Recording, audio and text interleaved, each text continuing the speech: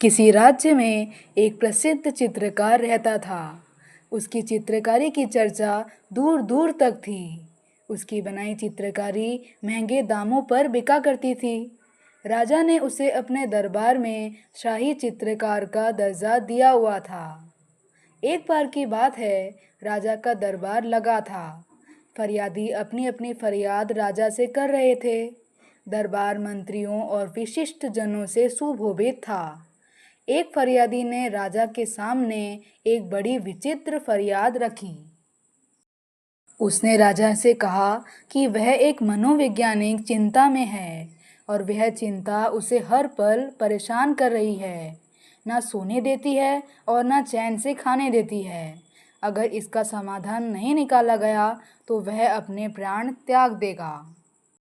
फरियादी की बात सुनकर राजा को बड़ी हैरानी हुई कि आखिर ऐसी कौन सी समस्या है जिसकी वजह से ये आदमी अपने प्राण त्यागना चाहता है। राजा ने उस आदमी से उसका कारण पूछा। फरियादी ने बताया कि वह बहुत पहले एक अच्छा मूर्तिकार हुआ करता था। बड़ी अच्छी अच्छी मूर्तियाँ बनाया करता था। एक दिन उसने बहुत ही सुंदर मूर्ति बनाई और उसे बेचने के लिए सड़क के किनारे खड़ा कर दिया।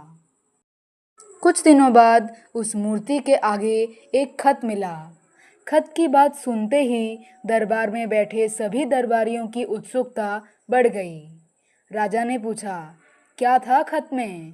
मूर्तिकार ने बताया कि उसमें लिखा था, ये है दुनिया की सबसे बदसूरत मूर्ति। बस इसके बाद से वह कोई भी मूर्ति अच्छे से नहीं बना पाया। उससे कोई भी मूर्ति अच्छी नहीं बन पा रही है।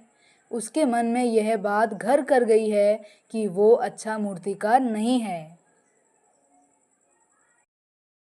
ऐसा पहली बार हुआ था कि कोई ऐसा फरियादी राजा के दरबार में आया हो। राजा को समझ नहीं आ रहा था कि क्या किया जाए। मामला कला से जुड़ा था, इसलिए उन्होंने अपने शाही चित्रकार को कोई समाधान निकालने के लिए कहा। शाही चित्रकार ने राजा से 2 दिन का वक्त मांगा और चला गया। चित्रकार ने एक बहुत सुंदर चित्रकारी बनाई और शहर के चौराहे पर टंगवा दिया। उस पर उसने लिखा कि जिस किसी को भी इस चित्रकारी में कमी नज़र आए वो काले कलम से एक निशान लगा दे। शाम ढलने पर जब शाही चित्रकार उस मूर्तिकार को लेकर चौराहे पर पहुंचा तो देखा कि पूरी चित्रकारी काले कलम के निशान से भरी पड़ी है। मूर्तिकार को कुछ भी समझ नहीं आ रहा था कि आखिर चित्रकार करना क्या चाहता है। अगली सुबह चित्रकार ने एक दूसरी चित्रकारी बनाई जो आधी अधूरी थी और उसे उसी चौराहे पर टंगवा दिया।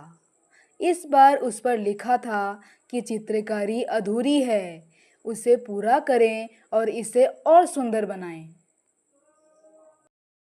उस शाम को भी चित्रकार मूर्तिकार को लेकर वहां पहुंचा तो देखा कि चित्रकारी सुबह की तरह आधी अधूरी ही टंगी है। उसमें न तो किसी कलम के निशान थे और न किसी ने उसे पूरा करने की कोशिश की थी। मूर्तिकार को अब समझते देर न लगी। वह समझ गया कि ये दुनिया कमियां निकालने, बुराई करने और लोगों को गिराने में अपनी सारी ऊर्जा खर्च करती है, बनाने में नहीं। ये मनुष्य पर निर्भर करता है कि वो उन नकारात्मक चीज़ों से कैसे बचता है। हर किसी का अपना नज़रिया है, किसी और के नज़रिए से अपनी ज़िंदगी की दिशा और दशा कभी तय न करें।